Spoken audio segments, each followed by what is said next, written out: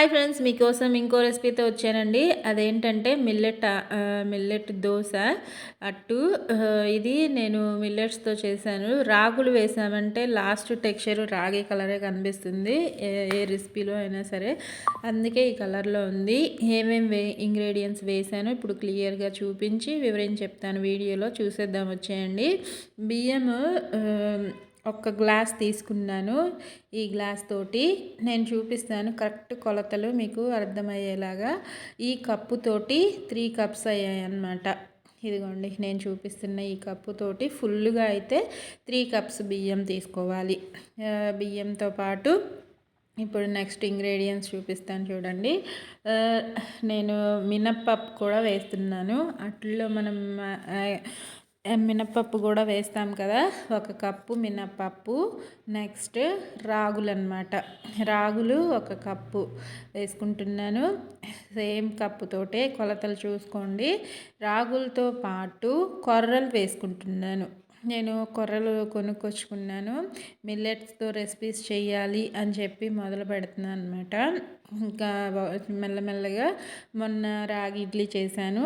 ఈరోజు ఈ మిల్లెట్స్ అన్నీ కలిపి అట్టు వేయబోతున్నాను అనమాట. సూపర్ టేస్టీగా ఉంటుంది. నార్మల్ దోశ కంటే ఇది అద్దరిపోతుంది. ట్రై చేయండి. కొర్రలు, మినప్పప్పు, రాగులు, బియ్యం ఇవి క్వాంటిటీస్ చూపించిన విధంగా తీసుకొని నానబెట్టేసుకోండి. నేను నైట్ అంతా నానబెట్టేస్తున్నాను మార్నింగ్ వేసుకోవడానికి కోసము. బ్రేక్ఫాస్ట్లోకి ఇదిగోండి మార్నింగ్ బ్రేక్ఫాస్ట్ కోసం చేస్తున్నాను. చక్కగా నానిపోయాయి. నీట్గా 2-3 టైమ్స్ వాష్ చేసేసుకొని రాత్రి మిగిలిన అన్నంని కూడా యాడ్ చేస్తున్నాను. మీ దగ్గర ఉంటే యాడ్ చేసుకోండి, బాగుంటుంది.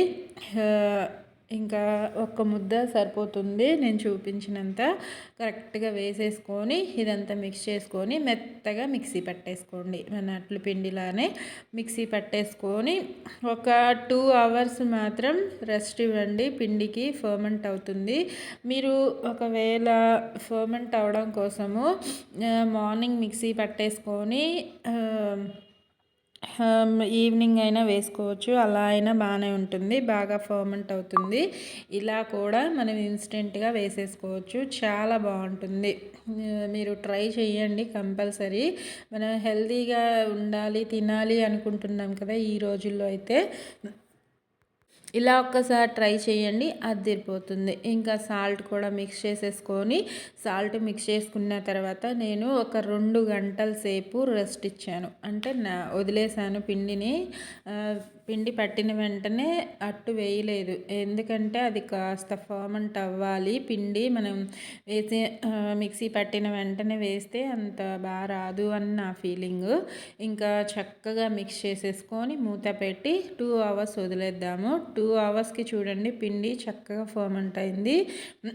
మనం దోశ బ్యాటర్ కూడా రాత్రంతా ఫర్మెంట్ పెడతాం కదా ఫర్మెంట్కి. ఇప్పుడు దీన్ని కూడా అలా పెట్టుకోవచ్చు. నేను మార్నింగే వేసేసుకుంటున్నాను. ఇంకా అట్టు వేసి మీకు చూపిస్తాను. ప్రాక్టికల్గా చూసేయండి ఎలా వచ్చిందో.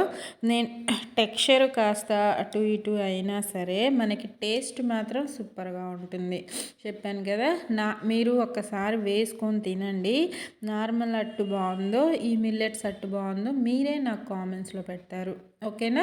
నేను చెప్తుంటే మీకు నచ్చకపోవచ్చు. ఇంకా వేసేసుకొని దీని మీద ఎగ్ కూడా వేసుకొని ఎగ్ దోశ కూడా వేసుకోవచ్చు. నేనైతే నార్మల్గా వేసేసుకున్నాను. కారం పొడట్టు కూడా వేసుకున్నాను. బాగున్నాయి. ఎప్పుడు ఒకేలా కాకుండా మిల్లెట్స్తో కూడా మార్పులు చేయడం మొదలు పెట్టేశాను నా వంటల్లో. మీకు ఈ వీడియోస్ నచ్చితే లైక్ చేయండి.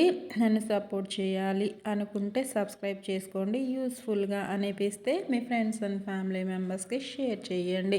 ఇంకా మరిన్ని వీడియోస్ వంటలు మీకోసం ట్రై చేస్తూ వీడియోస్లో అప్లోడ్ చేస్తూ ఉంటాను.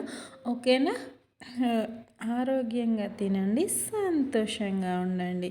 నా వీడియోస్ని సపోర్ట్ చేయండి. చూడండి అట్టు దగ్గర నుంచి ఎంత బాగుందో. నచ్చిందా? తినాలనుందా? అయితే ట్రై చేయండి.